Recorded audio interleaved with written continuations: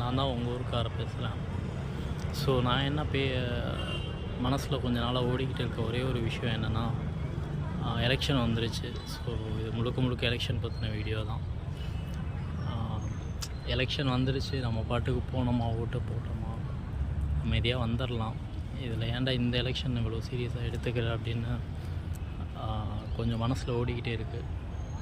ஒரு 10 வருஷமாகவே நான் இன்ன வரைக்கும் ஒரு 2 கட்சிக்கு மட்டும் மாற்றி போட்டதே இல்லைங்க. 2 கட்சிக்கு போட்டதே கிடையாது. ஏன் அப்படின்னா, எனக்கு தேவை சேஞ்சு. ஏற்கனவே இவங்களே 2 பேருமே நல்லது பண்ணலன்னு தெரியுது. ஆனால் இவங்க 2 பேருக்கும் வாட்டி இவங்களுக்கு போடுறோம், திரும்ப அவங்க தப்பு பண்ணுறாங்க, அவங்களால கஷ்டப்படுறோம், அவங்க திருடுறாங்க, அவங்க கொலை பண்ணுறாங்கன்னு தெரிஞ்சு திரும்ப அடுத்து இன்னொருத்தவனுக்கு மாற்றி போகிறோம், திரும்ப அவனே வரான், திரும்ப இவனுக்கு திரும்ப போகிறோம். இப்படி மாற்றி மாற்றி மாற்றி மறதியில் அவனையே திரும்ப மாற்றி மாற்றி போட்டுக்கிட்டு இருக்கோங்க. அதுதான் நான் கொஞ்சம் டீட்டெயிலாக பேசணுன்னு அப்படின்னு ஆசைப்பட்றேன். இந்த வீடியோ முழுக்க முழுக்க யாருக்குன்னு பார்த்திங்கன்னா, படித்த பசங்களுக்கு. படித்தவங்களாம் கொஞ்சம் தெளிவாக தாங்க இருக்காங்க. அதுவும் நான் இப்போ சென்னையில் இருக்கேன். சென்னையில் முக்கால்வாசி எல்லாருமே படித்தவங்க. அவங்களாம் இந்த 2 கட்சி டிஎம்கே பார்த்துட்டாங்க. ஏன் எவ்வளோ தான் பண்ணாலும் அவங்க ஏன் எலெக்ஷன் டைமில் பண்ணுறாங்க, எவ்வளோ ஊழல் பண்ணியிருக்காங்கன்னு எல்லாமே நல்லாவே தெரியுதுங்க. ஆனால் நம்மளை மாதிரி கிராமத்தில் இருக்கவங்கள, அதுவும் நம்மளை மாதிரி ஊரில் கூலி வேலைக்கு போகிறவங்கள கிட்டத்தட்ட ஒரு பிச்சைக்காரன் ரேஞ்சுக்கு தாங்க வச்சுருக்காங்க. நம்ம ஊருக்கு 5 வருஷமாகவும் எதுவும் செய்கிறதில்ல. அட்லீஸ்ட் இந்த எலெக்ஷன்ற பேர்லையாவது அந்த ஒரு 3-6 மாதத்துலேயும் செய்கிறதில்ல. ஆனால் நம்ம மக்கள் மட்டும்தான் திரும்ப திரும்ப அந்த கடைசி நேரத்தில் கொடுக்குற காசை வாங்கிட்டு திரும்பவும் அவங்களையே ஓட்டு போட்டு ஜெயிக்க வைக்கிறோம். அட்லீஸ்ட் அதில் அவங்க அந்த நம்பிக்கைக்கு கொஞ்சமாவது விசுவாசமாக இருந்திருக்காங்கன்னு நம்ம யோசிக்கிறோமா? யோசிக்கிறது இல்லை. ஆனால் திரும்பவும் நம்ம ஓட்டு போகிறோம். கேட்டால் மறதி இல்லையா, யார் என்ன செய்ய போகிறா, எல்லாம் ஒரே மாதிரி தான்ட்டு ஒரு அலட்சியமாக ஓட்டு போடுறோம். இந்த ஓட்டுங்கிறது நமக்குலாம் இல்லைன்னா நீங்களாம் நினச்சி பாருங்களேன். அவங்க நம்மளை காலுக்கு கீழே வச்சு மிதிச்சுக்கிட்டு இருப்பாங்க. இந்த ஓட்டுன்னு ஒன்று இருக்கனால தான் அட்லீஸ்ட் 5 வருஷத்துக்கு ஒருக்கையாவது நம்மளை நடிச்சிட்டாவது ஏமாற்றிட்டு போகிறாங்க. அந்த ஓட்டு கூட இல்லைன்னு வச்சுக்கோங்களேன், நம்ம நிலைமையெல்லாம் இப்போவே நீ என்ன ஓசில் போகிற, ஓசு பஸ்ஸு விட்ருக்கோம், ஓசில் போகிற, 1000 ரூபாய் காசு கொடுக்குறோம், பவுட்ரு வாங்கி அடிக்கிற, என்னென்ன பேசுகிறாங்க. இதை எலெக்ஷன் வந்துட்டால் அம்மா தாய் அம்மா இப்படி இருக்க அரசியல்வாதிங்க தாங்க நீங்கள் ஓட்டு போட்டு ஒவ்வொரு வருஷமும் ஜெயிக்க வைக்கிறீங்க. பாயிண்ட் என்னென்னா, இந்த 5 வருஷத்தில் 2021 ஆரம்பித்த விஷயம் இன்ன வரைக்கும் போயிட்டே இருக்கு. ஊழல். இந்த கட்சிக்கு ஊழல், ரவுடிசம், இது 2 தவிர வேறு எதுவுமே தெரியாது. நம்மளும் பார்ப்போம், பார்த்துட்டு இன்றைக்கி ஒரு விஷயம், நாளைக்கு ஒரு விஷயம்னு மறந்து போயிட்டே இருக்கும். ஆம்ஸ்ட்ராங்னு ஒருத்தர் இருந்தார், ஒரு கட்சி தலைவர். அவரை பட்டப்பகலில் வச்சு கொலை பண்ணாங்க. அதுவும் ஒரு போலீஸ் ஸ்டேஷன் பின்னாடி சென்னையில். அப்படி அவங்களுக்கே பாதுகாப்பு இல்லாத ஊரில் தாங்க நம்மளாக இருக்கோம். அதுக்கப்புறமா கடந்த ஒரு 6 மாதமாக எவ்வளோ பொண்ணுங்க, குழந்தைங்க எல்லாத்தையும் ரேப் பண்ணி அவங்கள கண்டந்துண்ணமாக வெட்டி கொலை பண்ணிக்கிட்டு இருக்காங்க. இதில் வயசு வித்தியாசமே கிடையாதுங்க. 2 வயசு பொண்ணுங்க, 2 வயசு குழந்த, பொண்ணுங்க கிடையாது, பிஞ்சு குழந்த. 2 வயசில் அது என்ன பண்ணிக்கிட்டு இருக்கோன்னு யோசிச்சு பாருங்கள். அதை ஒருத்தன் தப்பாக பார்த்து தப்பாக பண்ணணுன்னு நினைக்கிறான்னா அவன் மனுஷனா இல்லை மிருகமா? மிருகத்தை விட மோசமான அரக்கன். 70 வயசு பாட்டி கிருஷ்ணகிரியில், 75 வயசு தாத்தா இருக்கிறாரு, அவரை அடித்து கொலை பண்ணிட்டு அவர் முன்னாடியே படத்தில் வர்றதை விட மோசமாக பண்ணியிருக்காங்க. 12வது படிக்கிற பொண்ணு டாய்லெட் போகணுன்னு போன பொண்ணு காட்டுக்கு. நம்ம ஊர்லலாம் இது ஒன்றும் சகஜம்தாங்க. ஒன்றும் மற்றவங்களுக்கு வேணால் புதுசாக இருக்கலாம். நம்ம ஊரில் இது மாதிரி எத்தனையோ பேர் போகிறோம். ஆனால் அதை பற்றி யாருமே பெருசாகவே ஃபீல் பண்ண மாதிரி எனக்கு ஒன்றும் தெரியலங்க. டிஎம்கே தான் வரும், டிஎம்கே தான் ஜெயிக்கிற மாதிரி இருக்குது, அவங்க தான் 20 கட்சி கூட்டணி வச்சுருக்காங்க அப்படின்னு அவங்களெல்லாம் ஒரு சில குரூப் நம்ப வச்சுக்கிட்டு இருக்காங்க. சத்தியமாக அது உண்மை கிடையாதுங்க. மக்கள் எல்லாம் அந்த கட்சியில் வெறும் தலைவர்கள் மட்டும்தான் போய் சேர்ந்துருக்காங்களே தவிர அங்கே இருக்க தொண்டர்களே வெளியில் வந்துட்டாங்க. இவங்க வெறும் பணத்துக்காக மட்டும்தான் கூட்டணி வச்சுருக்காங்க. அப்படிப்பட்ட அவங்களே பணத்துக்காக இந்த கட்சியிலேருந்து அந்த கட்சி எல்லாமே பண்ணும்போது தாவும்போது மக்களாகிய நீங்கள் ஏங்க ஒரு வெறும் கேவலம் ஒரு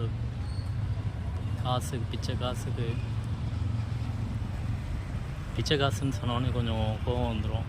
பிச்சை காசுன்னு நான் ஏன் சொல்கிறேன்னு காரணம் சொல்கிறேன். இப்போது சென்னையில் ஒரு சில ஏரியாவில் 5000 ரூபாய் கொடுக்குறதா பேசிக்கிட்டு இருக்காங்க. 5000 ரூபாய் 5 வருஷத்துக்கு கணக்கு போடுங்களேன்.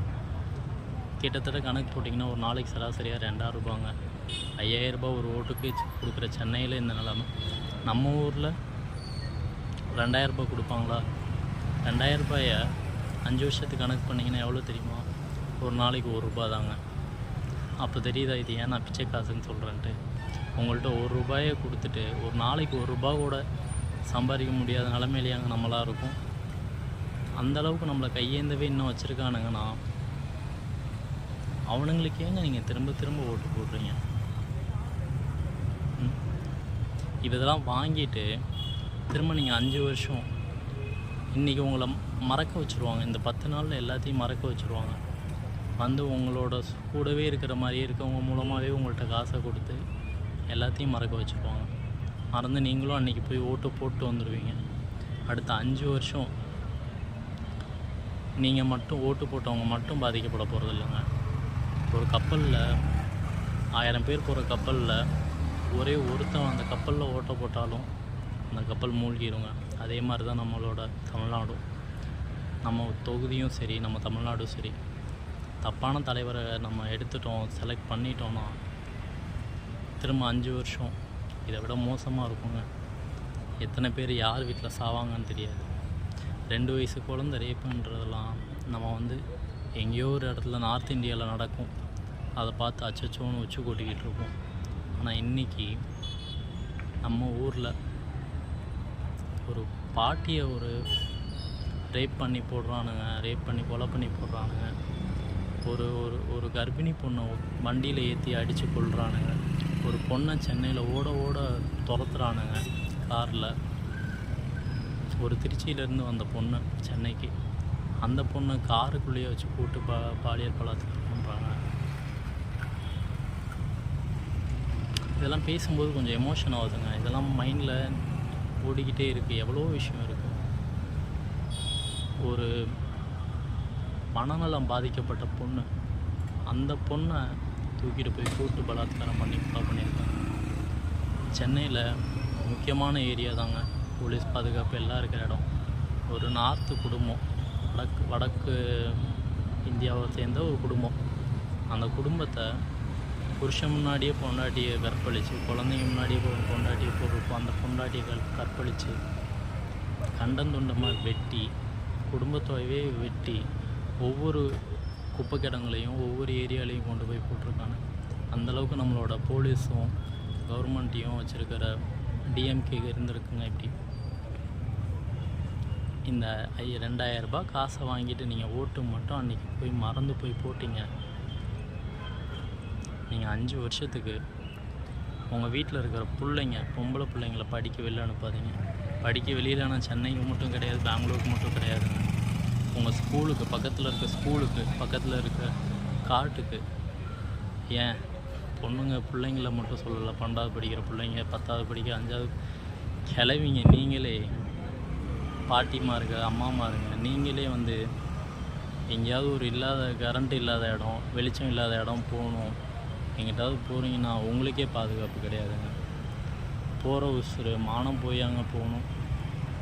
கேட்டால் 1000 ரூபாய் கொடுத்து பெண்களை பாதுகாக்கிறேன்னு சொல்லுவானுங்க. 1000 ரூபாய்னால நீங்கள் எவ்வளோ பேரை இழக்க போகிறீங்கன்னு பார்த்துக்கோங்க. ஒரு வேளை ஓட்டை போட்டுட்டீங்க, உங்கள் பிள்ளைங்களெல்லாம் நீங்கள் தயவு செஞ்சு பூட்டி வச்சுக்கோங்க. இது பொம்பளை பிள்ளைங்களுக்கும் குழந்தைங்களுக்கும் மட்டும் கிடையாது. ஆம்பளை பசங்க, உங்கள் வீட்டில் வளர்கிற ஆம்பளை பசங்களையும் சேர்த்துக்கோங்க. ஆம்பளை பசங்களுக்கு என்னன்னு கேட்குறீங்க? இவ்வளோ விஷயம் சொன்னேன்ல, இவ்வளோ ரேப்பு எல்லாமே, இது எல்லாமே கஞ்சாவில் வந்ததுங்க. கஞ்சா அவ்வளோ ஈஸியாக நீங்கள் எடுத்துக்கிட்டு போகிற விஷயம் கிடையாது. இவங்க 2021 நம்மள்ட்ட என்ன சொல்லி ஓட்டு கேட்டு வந்தாங்கன்னு ஞாபகம் இருக்குங்களா? மது தொழிற்சாலைகளை மூடணும், டாஸ்மாக் மூடணும், அதை தான் சொல்லி ஓட்டு கேட்டு நம்மளை ஏமாற்றினாங்க. சரியான போராட்டம் பண்ணாங்க, நடித்தாங்க. ஆனால் வச்சுருக்கிற எல்லா beer factory, wine shop factory எல்லாம் இவங்களோடது. கனிமொழி அக்காவோடது, ராசாவோடது, எல்லா மினிஸ்டர்ஸோடது. ஆனால் மூடலை. இப்போ அதை இன்க்ரீஸ் பண்ணியிருக்காங்க. 5 வருஷத்தில் இல்லாத அளவுக்கு 470 டாஸ்மாக் லைசன்ஸ் எக்ஸ்ட்ரா வாங்கியிருக்காங்க. அதாவது டாஸ்மாக் ஸ்டோரேஜ் லைசன்ஸ். அந்த மாதிரி இப்போ அந்த மதுவை விட மோசமானது இந்த கஞ்சா. இதை தெரிஞ்சும் தெரியாமையும் ஒருத்தன் தொட்டு டேஸ்ட்டை பார்த்துட்டான்னு வச்சுக்கோங்களேன், அவன் எமனோட வாசலுக்கு சுவிட்சை ஓப்பன் பண்ணிட்டான்னு அர்த்தங்க. ஒன்றுமே பண்ண முடியாது. தொட்டு ஒரு வாட்டி டேஸ்ட் பார்த்துட்டான்னு வச்சுக்கோங்க, ஒரு சின்ன பையனோ யாரோ, நீங்கள் அதுக்கப்புறம் அந்த பையனையும் அவனையும் மறந்துட வேண்டியதான். அதனால் அவன் மட்டும் சாக மாட்டான். அவனுக்கு யாருன்னே தெரியாது. குடும்பத்தில் அம்மா அப்பா யாரும் கண்ணுக்கு தெரியாது, பாட்டி கண்ணுக்கு தெரியாது. அவனுக்கு தெரிஞ்சதெல்லாம் அந்த கஞ்சா மட்டும்தாங்க. இந்த கஞ்சாவெல்லாம் எப்படி வருதுன்னு நினைக்கிறீங்க? யாரோ சம்மந்தமே இல்லாதவங்க கொண்டாந்து விற்கிறாங்கன்னு நினைக்கிறீங்களா? இதெல்லாம் பண்ணுறது யாருன்னு உங்களுக்கும் தெரியும். இதை எப்படி உள்ளே புழங்குதுன்னு தெரியும். அவ்வளோ ஈஸியாலாம் உள்ளே வந்துடாதுங்க. கவர்மெண்ட்டுக்கு தெரியாமல், கவர்மெண்ட்டில் இருக்கிற அரசியல்வாதிகளுக்கு தெரியாமல் உள்ளே வந்துடாது. அப்போ யார் விற்பாங்கன்னு நீங்கள் யோசிச்சுக்கோங்க. இவங்க ஓட்டு வாங்கிட்டு போயிட்டு இதுக்கப்புறம் சாவ போகிறது என்னமோ நம்ம தாங்க. யோசிச்சுக்கோங்க. இது கஞ்சாங்கிறது நான் ஒரு 19 பேசல. நம்ம ஊரில் இந்த 5 வருஷத்தில் எத்தனை பசங்க கஞ்சா அடித்து சுற்றுறாங்கன்னு உங்களுக்கே லைவாக தெரியும். இதில் 2 மாதத்துக்கு முன்னாடி ஒரு பையன், ஆண்டியப்ப நகரில் இருக்க ஒரு பையன் இறந்து போனான். எதனாலனா, கஞ்சா விற்கிறதுக்கு ஒரு பைக் வாங்கி கஞ்சாவை சப்ளை பண்ண போன இடத்துல சரக்கு அடிச்சுட்டு போய் உடம்பு கிழிஞ்சு செத்து போனான். அந்த பையனோட வயசு ஒரு 20-21 தான். அவங்க பாட்டிக்கிட்ட பேசுகிறப்போ சொல்கிறாங்க, அந்த பாட்டிக்கு அவன் என்ன பண்ணுறான்னு இத்தனை நாளாக தெரியாது. பைக்கு கேட்டான்னு 1 மாதத்துக்கு முன்னாடி தான் வாங்கி கொடுத்துருக்காங்க. 2 லட்ச ரூபா பைக்கு கடன் போட்டு வாங்கி கொடுத்தாங்க. அவன் என்ன பண்ணுறான்னு அவங்க யாருக்குமே தெரியாத அளவில் தாங்க அவன் நடந்துக்கிட்டு இருந்திருக்கான். அது வாடை வராது, ஒன்றும் வராது. இதே மாதிரி தான் ஒரு 2 வருஷத்துக்கு முன்னாடி பொங்கல் டைமில் எங்கள் தெருவுலேயே ஒரு பையன் இறந்து போனான். அவன் கஞ்சா அடித்த இல்லை, அவன் கூட இருந்தவன் கஞ்சா அடிச்சுட்டு இவனை கொலை பண்ணிட்டான். ஒரு சின்ன பேச்சுவார்த்தை தகராறில். இதுக்கு மேலே நான் ஊரில் நடக்கிறத எக்ஸாம்பிள் சொல்லியும் நீங்கள் இந்த 2 பேர்த்துக்கு 2 கட்சிக்கு மாற்றி மாற்றி ஓட்டை போட்டிங்கன்னு வச்சுக்கோங்க, டிஎம்கேக்கு ஓட்டை போட்டிங்கன்னு வச்சுக்கோங்களேன், இன்னும் 5 வருஷத்தில் நான் சொன்ன இவங்கெல்லாம் வெறும் இப்போ நிறைய பேர் கஞ்சாவை தொட்டு பார்த்துருக்காங்க. இந்த 5 வருஷத்தில் இவங்கெல்லாம் ஒரு கருவேல மரமாக சீத்த மரமாக முளைச்சி என்னென்ன பண்ணுவாங்க, எத்தனை பேர் உயிர் போகும்னு தெரியாது. யோசித்து ஓட்டு போடுங்க. இதெல்லாம் யாருன்னா உங்கள் வீட்டு பிள்ளைங்க தான். இப்படி இருக்குங்க. நீங்கள் பாட்டுக்கு அசால்ட்டாக எனக்கு என்னென்னு ஓட்டு போட்டு வரீங்க. நான் குறிப்பாக யாரை சொல்கிறேன்னா, 50 வயசுக்கு மேலே இருக்கிற நம்மளை மாதிரி படிக்காதவங்கள தாங்க சொல்கிறேன். எங்கள் அம்மா பாட்டி, ஏங்க கை மாறி வரமாட்டேங்குதுன்னு சொல்கிறீங்க? கை மாறி வரமாட்டேங்குதுன்னு சொல்கிறனால எவ்வளோ பிரச்சனைங்க. கரூரில் 41 பேர். சத்தியமாக சொல்லுங்கள், கரூர்காரங்க யாருக்கும் தெரியாது அது எதனால் நடந்ததுன்ட்டு. இன்னமும் அந்த ஒருத்தனை பிடிச்சிக்கிட்டு தொங்குறீங்க. கேஸ்லாம் முடிஞ்சிருச்சுங்க. நியூஸ் ஜட்ஜ்மெண்ட் வெளில வரப்போகுதுன்னு வெயிட் பண்ணிருந்த டைமு அவன் தான் அக்யூஸ்டனும் ஃபைனல் ஆகிடுச்சு. இருந்தாலும் ஏதோ ஒரு அண்டர் டீலிங்கில் அவன் வந்து இப்போது கரூர் தொகுதியில் நிற்கக்கூடாதுன்னு கோயம்புத்தூர் தொகுதிக்கு போயிட்டான். வேறு யார்? நம்ம செந்தில் பாலாஜி. அங்கே நடந்த கொலையெல்லாம் நீங்கள் வேணால் யூடியூப்பில் போட்டு பாருங்கள். அதெல்லாம் சாதாரணமாக நடந்ததா இல்லை பின்னாடி அவனும் வேலை பார்த்தானான்னு தெரியும். ஆனால் பழியை தூக்கி யார் மேலேயோ போட்டிங்க. சரிப்பா, டிஎம்கே பற்றி இவ்வளோ சொல்லிட்டேன், அதனால் நாங்கள் ஏடிஎம்கே ரெட்டலைக்கு ஓட்டு போடுறோன்னு கிளம்புவீங்க. ரெட்டலை மட்டும் என்ன பண்ணுச்சுன்னு நினைக்கிறீங்க? 2016 ஜெயிக்கும்போது அம்மா ஜெயிச்சு கொடுத்தாங்க. அதுக்கப்புறம் அந்த அம்மா எப்படி இறந்தாங்கன்னு இன்ன வரைக்கும் யாரும் தெரியாது. அவங்க மர்மோர் சாவில் மர்மோருக்குன்னு தெரியும். உள்ளே வந்தது யார்? மோடி. அவர் எப்படி எடப்பாடி சிஎம் ஆனார்? ஒருத்தர் காலை பிடிச்சதுக்கப்புறம் என்ன பண்ணார்? அவங்களே காலை வாரினார். சரி, காலவாரி வந்தவர் மக்களுக்காவது ஏதாவது பிரயோஜனமாக பண்ணாரா? பண்ணல. தூத்துக்குடியில் ஒரு போராட்டம் பண்ணுறாங்க 100 நாளாக. 13 பேரை நாயை சுடுற மாதிரி சுட்டு கொண்டாங்க. காரணம் மோடிக்கு வந்து மோடி கவர்மெண்ட்டுக்கும் அவங்க சொல்கிற கார்ப்பரேட் கம்பெனிக்காரனுக்கும் விடலான்ட்டு. இன்னும் எவ்வளோ இருக்குது. 8 வழிச்சாலை விவசாயிகளுக்கு வந்து 8 வழிச்சாலை வேணான்னு சொல்கிறாங்க, கேட்கல. நான் வந்து உன் நிலத்தை அடித்து பிடிச்சி வாங்கி தான் பண்ணுவேன்னு எவ்வளோ பேர் போட்டு சேலம் டு சென்னை டார்ச்சர் பண்ணாங்க, அடித்தாங்க. போலீஸை அடித்தாங்க, உதைச்சாங்க, அராஜகம் பண்ணாங்க. தஞ்சாவூர் டெல்டா பகுதியில் மீத்தேன் எடுக்கிறேன், அதை எடுக்கிறேன்னு இன்னொரு கார்ப்பரேட் கம்பெனிக்காரனை உள்ளே கூட்டிகிட்டு வந்து இருக்கிற விவசாயம் பண்ணுற இடத்தெல்லாம் வீணாகணும். கேட்டால் நான் விவசாயிம்மா. இந்த மாதிரி எவ்வளோ பண்ணாங்க. ஆனால் உங்களுக்கெல்லாம் திரும்பவும் உங்களுக்கு இதை விட்டால் அது, அதை விட்டால் இதுன்னு ஒத்துக்கிறாங்க. கலைஞரும் கருணாநிதியும் சரி, ஜெயலலிதாவும் சரி, இந்த அளவுக்குலாம் ஊழல் பண்ணலங்க. இந்த அளவுக்கும் கொடூரம் பண்ணாங்களான்னு எனக்கு தெரியாது, நீங்கள் யோசிச்சுக்கோங்க. ஆனால் இந்த 2 பேர், இப்போ இருக்க 2 பேரும் நம்ம நினைக்கிறத விட மோசமானவங்க. நீங்கள் டிஎம்கே தான் மோசம்னு நினச்சி ரெட்டலைக்கு போடுறீங்கன்னா அது முட்டாள்தனங்க. போன வாட்டி மோடி அம்மா இருந்த வரைக்கும் மோடியா லேடியான்னு கேட்டாங்க. அவ்வளோ கம்பீரமாக அந்த அம்மா மோடியை உள்ளே வரக்கூடாதுன்னு அவ்வளோ தடுத்துருந்தாங்க. அவன் உள்ளே வந்ததுக்கப்புறம் எவ்வளோ பிரச்சனை நடக்குது இந்த 10 வருஷத்தில். ஆனால் இப்போ அதே மோடி கூட தான் நம்ம பழனிசாமி கூட்டணி வச்சுருக்காரு. இப்போ ஆனால் எங்கேயுமே முகத்தை காட்ட மாட்டார். பழனிசாமி எந்த வேன்லேயும், எந்த பிரச்சாரத்துலேயும், எந்த நோட்டீஸ்லேயும் மோடியோட ஃபோட்டோவை போட மாட்டார். ஆனால் எலெக்ஷன் முடிஞ்சதுக்கப்புறம் பாருங்கள், எல்லாம் மோடி தான் வருவார். மோடி ஃபோட்டோ இருக்கும், மோடியோட பேர் தான் இருக்கும், மோடிக்கு தான் சொம்படிப்பார். ஆனால் அவனா டெல்லிக்கு போவார், மோடி என்ன சொல்கிறாரோ எல்லாம் செய்வார். அப்போ மக்களை மறந்துடுவார். காலை வர்றதெல்லாம் அவருக்கு சாதாரண விஷயங்க. யோசித்தோம், நீங்கள் ஓட்டு போடாத ஒரு நாள், அந்த ஒரு நிமிஷம் நம்ம தலையெழுத்து, நம்ம ஊரில் எவ்வளோ பேர் பாதிக்கப்படுவோம் தெரியாது. இதெல்லாம் நாட்டு பிரச்சனை மட்டும் பேசிட்டு போயிடலாம்னு நினச்சேன். நம்ம ஊரில் எத்தனை தெருவில் ரோட்டு வசதியே இல்லை.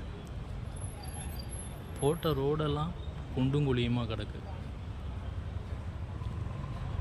அந்த குண்டும் குழியில் புது ரோடு போடாட்டியும் அதை ஒரு ஒரு பேட்ச் கூட போட முடியாது. மேலே ஒரு ஒரு ஒரு ஒட்டை வைக்க போடவும் முடியாது உங்களால்.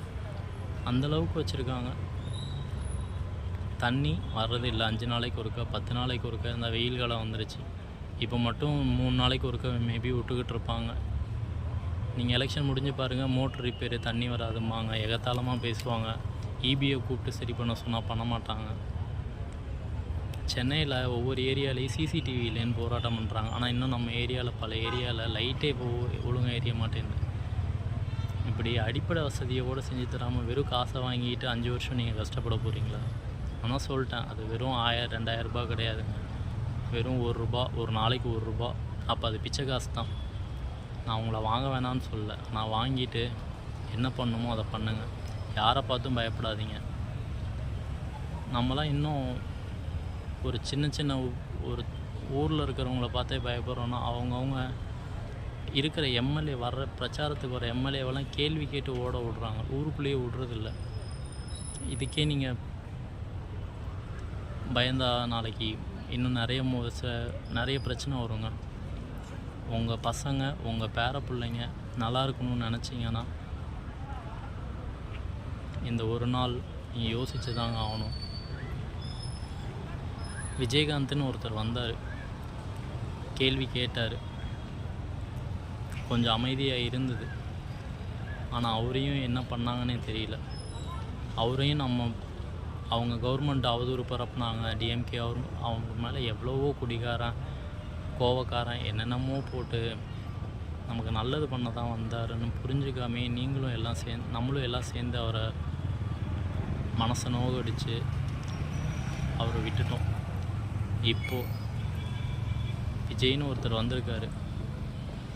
அவருக்கும் நீங்கள் நினைக்கிற மாதிரிலாம் உங்களுக்கெல்லாம் தெரியாது. அவ்வளோவா படிக்க 50 வயசு 60 வயசுக்கு மேலே இருக்கவங்களுக்குலாம் அவ்வளோவா ஃபோனில் பார்க்க மாட்டீங்க, வெறும் நியூஸ் சேனல் மட்டும்தான் பார்ப்பீங்க. அவ்வளோ பிரச்சனை கொடுக்குறாங்க விஜய்க்கு. வந்ததுலேருந்து கட்சி ஆரம்பித்ததுலேருந்து, அதுவும் இந்த ஒரு 6-8 மாதமாக வீட்டை விட்டு வெளியிலே வரக்கூடாதுங்கிறதுக்காக கரூரில் ஆரம்பித்தானுங்க. கரூரில் போட்டு முடக்குனாங்க. படத்தை வெளியில் விடாமல் 500 கோடி படத்தை போட்டு ரீரிலீஸ் வெளியில் லீக் பண்ண விட்டு அவரோட பர்சனல் விஷயத்தையெல்லாம் அவதூறாக பேசி என்னென்னமோ பேசி இப்படி நமக்கு காப்பாற்றணுன்னு எப்பயாவது ஒருத்தர் தாங்க வருவாங்க. நீங்கள் அவங்களையும் விட்டுட்டிங்கன்னு வச்சுக்கோங்க. சப்போர்ட் இல்லாமலாம் இல்லைங்க. கிட்டத்தட்ட ஒரு வீட்டுக்கு 1 கோடி ஒரு ஆள்னா 2.5 கோடி பேர் இப்போதைக்கு இருக்கோங்க. 2.5 கோடி பேர், 5.5 கோடி பேரில் 2.5 கோடி பேர் இருக்கிறோம். ஜெயிக்க முடியாதா என்ன? ஆனால் நம்ம ஊரில் என்ன சில பேர் சொல்லிக்கிட்டு திரிவாங்க, அந்த 2 கட்சிக்காரங்களும், விஜயெல்லாம் ஜெயிக்க மாட்டாருப்பா, இன்றைக்கி வந்து அவர் எப்படிப்பா ஜெயிப்பாருமா?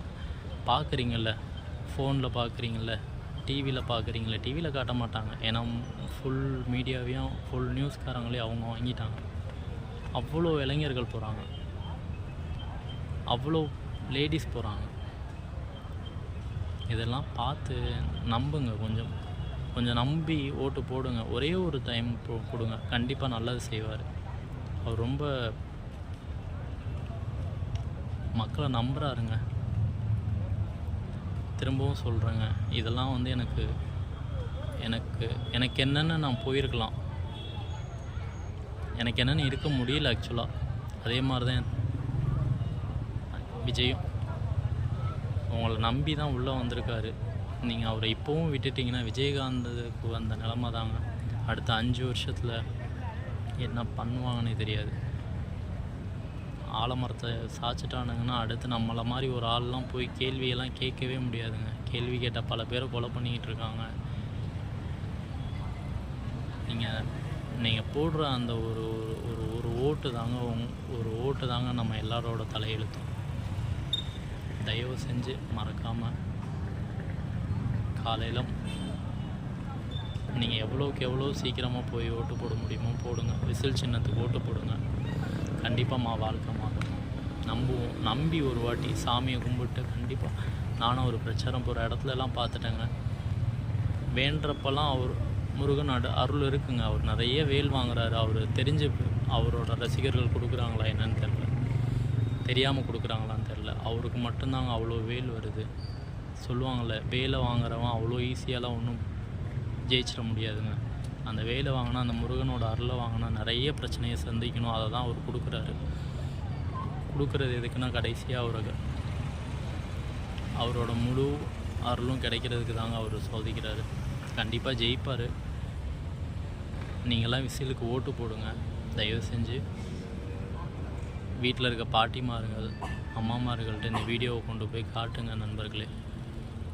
திரும்பவும் சொல்கிறேன், நான் எனக்கு என்னென்னு போகலாம், என்னால் தூங்க முடியல சரியாக.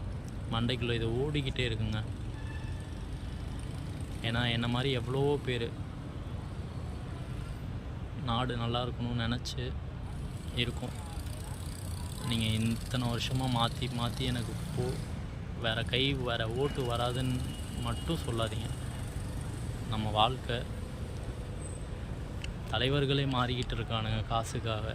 நீங்கள் ஏங்க இப்படி இருக்கீங்க? இதெல்லாம் நான் ரொம்ப சவுண்டாகவும் பேச விரும்பல. தயவு செஞ்சு பார்த்து மொதல் 2க்கு மட்டும் ஓட்டு போட்டுறாதீங்க. உங்களோட வாக்கு பெட்டியில் மொதல் 2 வரிசை எண் 2 அதுக்கு மட்டும் ஓட்டு தயவு செஞ்சு போட்டுறாதீங்க. உங்களை காலை தொட்டு கேட்டுக்கிறேன். உள்ள அழுக கோவம் எல்லாமே கலந்து தான் இந்த வார்த்தையெல்லாம் வெளில வருது. எல்லாருக்கும் சொல்கிறேங்க, காங்கிரஸ் கட்சியிலையும் அங்கே யாருமே இல்லைங்க. டிஎம்கே காங்கிரஸோடு இருக்குது, விசிகாவோடு இருக்குது. அங்கே யாருமே இல்லைங்க. காங்கிரஸ் ராகுல் காந்திக்கே பிடிக்காதுங்க அந்த கட்சியில் இருக்கிறது. வேணும்னா அதையும் தேடி பார்த்துக்கோங்க. ராகுல் காந்தி இன்ன வரைக்கும் பிரச்சாரத்துக்கு வரவும் இல்லை, வாழ்த்து சொல்லலை. ஏன்னா அங்கே இருக்கிற எல்லாருமே ஆசைப்பட்டது விஜயோட சேரணும் தான். இதெல்லாம் நிறைய பேர் விஜய் பிடிக்காதவங்க நம்ப மாட்டாங்க. அப்படி நம்பாமல் நீங்கள் ஓட்டு போடுறீங்கன்னா உங்கள் குழந்தைங்கள தயவு செஞ்சு நீங்கள் பார்த்துக்கோங்க. இதை நான் மிரட்டுறதுக்கு சொல்லலை, பண்ணாதீங்க. போன வருஷம் பண்ண தப்புக்கு அவங்க பண்ணுற தப்புக்கெல்லாம் அவங்க மட்டும் காரணம் கிடையாதுங்க. அதுக்கு ஏதோ ஒரு விதத்தில்